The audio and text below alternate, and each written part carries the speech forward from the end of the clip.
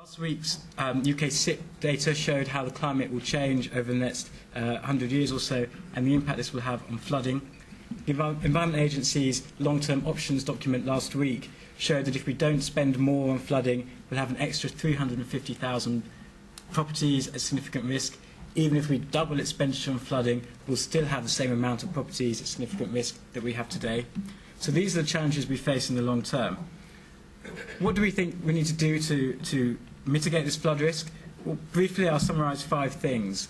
We need a far better framework and organisation for tackling flood risk. We need the EA to have their strategic overview, local authorities to have their specific roles. So the bill does go a long way in achieving that.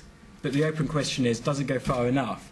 And will there be sufficient funding available for local authorities in particular to deliver their new responsibilities? We need to have a far better understanding of flood risk. Again, the Environment Agency have gone a long way in producing very good maps for river and coastal risk, but understanding surface water flooding is still in its infancy, and we need to step up that work. We need to have this long-term debate around what can we defend in the long term in England and what can't we defend. We need to set targets for achieving that, and where we can't defend those properties, we need to work with those communities together to understand what the options are for them.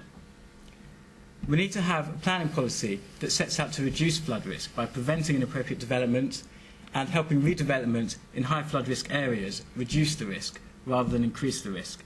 Again, I think the new planning policy is going a long way to achieving that, but how do we make sure that all local authorities adopt best practice rather than just some local authorities? And we need to make sure there's far better public understanding of flood risk across the country, but particularly amongst low-income households, because they're going to be the households least able to cope with the consequences of flooding. So there's some big challenges there.